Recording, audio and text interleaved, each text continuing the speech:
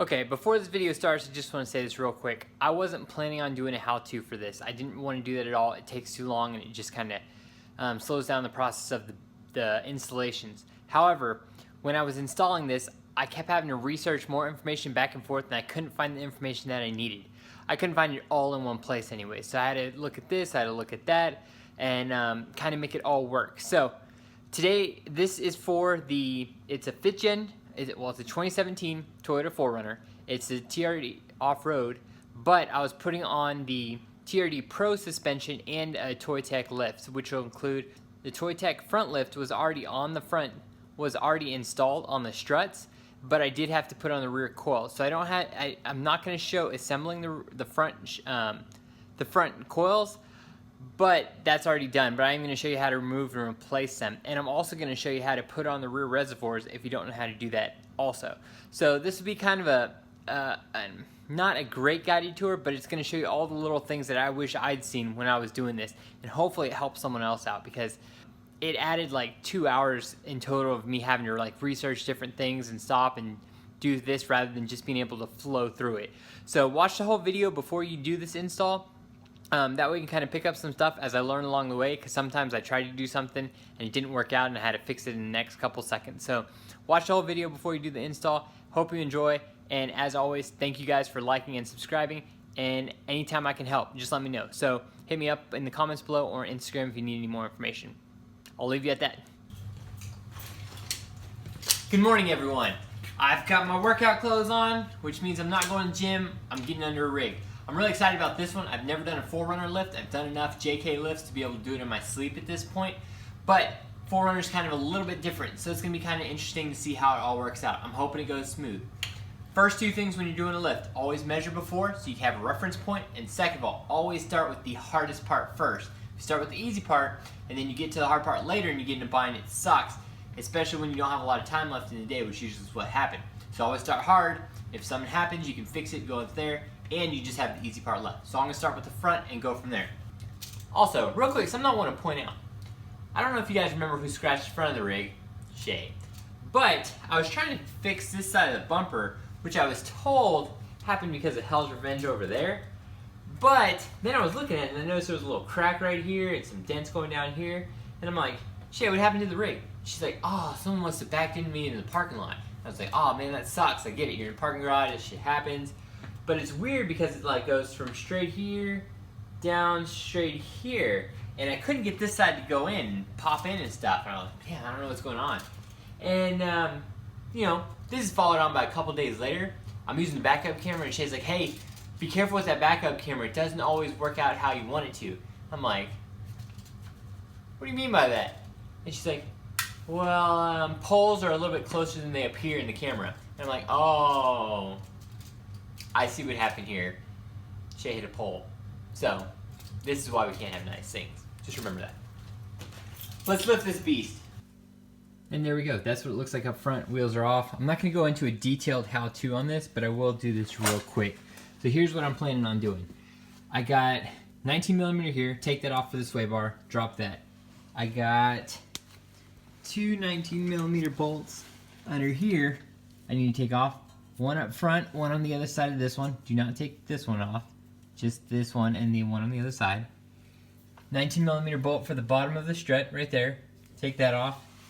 And then when all that's dangling, remove these three 14mm up here. At that point, this should all be able to slide out and slide the new one in for the front. So hopefully that'll work out just like that. And I'm going to go ahead and get that done. If anything changes, I'll let you know. One quick adjustment, the sway bar bolt is actually 17. Everything else is as done. 14's up top, 3 bolts, those are out. 17's on the bottom, this one's out. The 2 underneath are out. And all of this is pretty free to float around now. Now I just got to drop the strut. Okay, after you get all those bolts out, you go ahead and you're able to drop this. One thing to note is you do want to go ahead and move this sway bar out of the way. You've already removed the 17mm up here. Go ahead and remove these two 14mm bolts. Drop this on both sides, and that way you can move the sway bar completely out of the way and give you full access to remove the strut. One thing I did note was I did not remove this. Mine is the factory one. It's actually a lot thinner than I thought it'd be, and I didn't have to. I could just basically hold it out of the way to drop the bolts. This will be getting replaced now. Okay, so at that point, you have the suspension out. Note, this is Jeep easier than doing a Jeep front lift, in my opinion. All right, so I have the new front struts here. One thing I did notice was that this one is moved up versus that one level. So I did some research, tried to figure it out. This one actually goes on the driver's side. The shorter, or whatever you want to call it, it goes on the passenger. So if you have one that is moved up, make sure it's on driver. The other one is passenger. So I'm gonna go ahead and get these tossed in now, button this all back up, and move on to the back end. Really, really simple, guys. Real quick for reference, I did want to note these two. You can tell the size difference between these two. This piston is considerably larger than this one. I mean, it's just obviously, so it's gonna be a lot stiffer and work a lot better. It's gonna be a huge difference. Also, last thing I do want to note, the driver's side stock is white and green or blue, whatever you want to call that color, white and green blue, and the passenger side is white red. So in case you get those confused or anything, I also believe one has one more coil. I didn't count them, but like I said, passenger white red, driver side green, blue, and white. Took the opportunity to clean everything up while I was out, and it looks really good in there.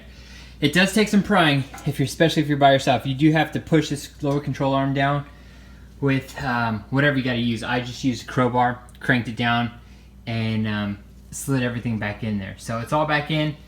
Once again, tighten these 14mm bolts.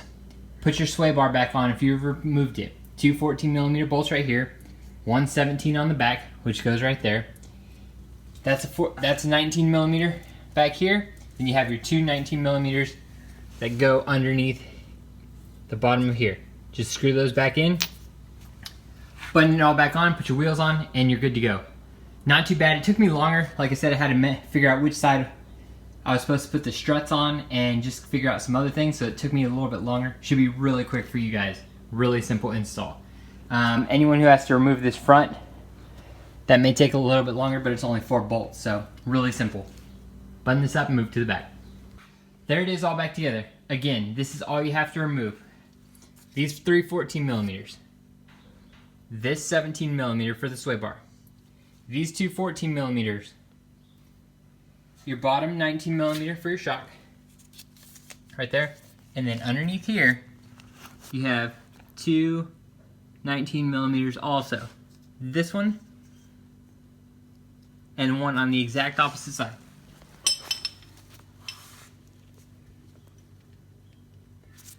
This one right here, okay? That's it. That's all you gotta do. Unbolt those, and then push everything down and out of the way. My next mod, yes, will be new upper control arms. Obviously that angle is completely flexed out, but it'll work for now, but obviously this needs to be replaced in sooner than later. Also, you get a lot more flex, obviously, if you undo your front sway bar when you're off-roading, but overall, that droop is a lot better. So I'm gonna go ahead and measure it all up afterwards and check it out. There she sits with just the front done. Obviously noticeably higher than the back. All right, front's done. Let's move to the back. This is what you gotta do. Since I'm replacing the rear shock, I'm gonna have to remove the upper bolt too. Generally, you can just remove the rear bolt, the bottom bolt, and this will allow this to have slack. So here's what I'm doing. I'm gonna lower this sway bar link, 12mm. I'm gonna remove this 17mm, and I'm gonna remove this 17mm as well. That'll get the shock out of the way, the sway bar out of the way, and give me enough dangle. I'm gonna go ahead and just remove the shock first, just in case I don't need to remove this. I might not have to do this one, so do the shock first and we'll see what happens with that. Now this upper shock mount was a bitch to get off, so I sprayed it with some PB Blaster, and then I had to hold the boot like this with this wrench and then undo it from there. Kind of boogered it up a little bit, but I'm taking these off anyways. But that was the best way to get that nut off. It just was stuck on there pretty well and the whole shock was spinning. So that's how you do that if your shock is spinning. And again, quick comparison of the two. There's new Bilsteins going on the back. Again, I'll clean them up once I get them in there and where I want them. That's the stock shock on the right. It's about 1 inch or so longer. And then there's the new Toytec springs compared to stock. again, about an inch longer. So a little bit more flex. These are the Toytec RCC 2.0. Look like they're both the same. So I'm just gonna toss them in. Either way, looks good to me. All right, got tired of fighting it. Got both springs off, but I went ahead and undid this. Just jacked the rear axle back up. Held onto this lower one with the 14mm, took off the upper with the 12. And then you just lower the sway bar. Hopefully from there, I'll lower this rear axle and it'll give me plenty of space to put in that coil spring. Yep. All right, so I'm on the passenger side and I ended up undoing this little brake hose, brake line back here. This was a 12mm bolt. Like I said, I just did it to kind of give this a little bit more slack so I could get the spring in there and positioned correctly. So the spring's in on this side, I can toss it on the other and then work on the shocks themselves. For those like me who do not know how this goes and you don't have a reference, so the shock goes in facing this direction. There's a little tab that holds the shock in place up here, okay? Just like that. The reservoir exits over here. It's gonna wrap around and then mount on this back side, okay? As far as the mounts goes, there's this little piece right here, has a little tab on it. You just slide it in here, put the plastic ring on, and that holds it in place, okay? The rest of your bracket's gonna go right here.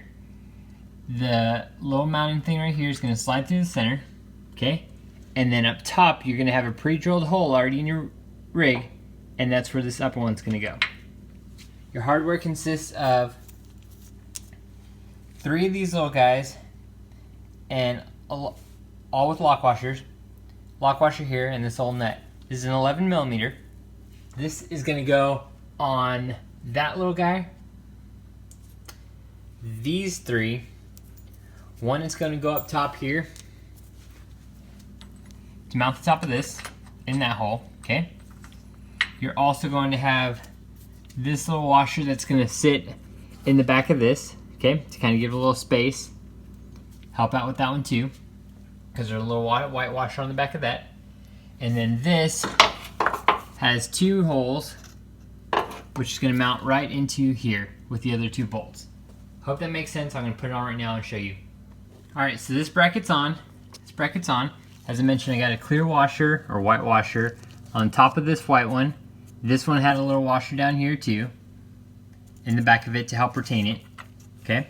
This bolt goes in here. I'm tightening that down. And then I'm going to put the 11mm nut on this. It's not going to spin because that little catch is on the back of it. There you go. That's what the bracket looks like mounted. So nothing crazy, just hand tighten it on there. You don't need to get stupid with it. It's just going to be holding this up. So now I'm just going to bolt the reservoir up to it now. And the reservoir is mounted. I know you're going to ask, this was a number 6 to get these on right here. So, scooting back, that's what the reservoir looks like all mounted up. This is the driver's side. Brackets in there behind it. You can barely see it, but that's how everything mounts and looks up. So if you ever have to do this, there you go. What you see is cleaner right there. It's not grease or anything. All right, now I'm going to get the sway bar back on, do the other side, and button this all back together. Also, real quick, before you mount this reservoir, tighten your sway bar bracket. Don't be like me.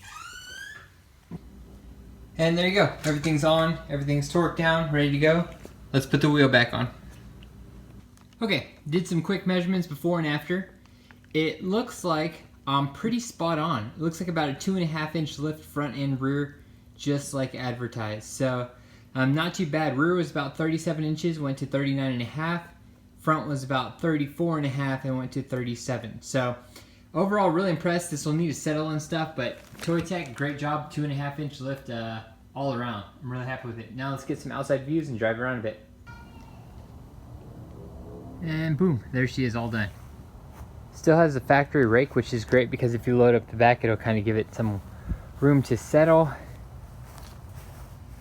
As mentioned, it is nice to see some red springs and Bilsteins up front.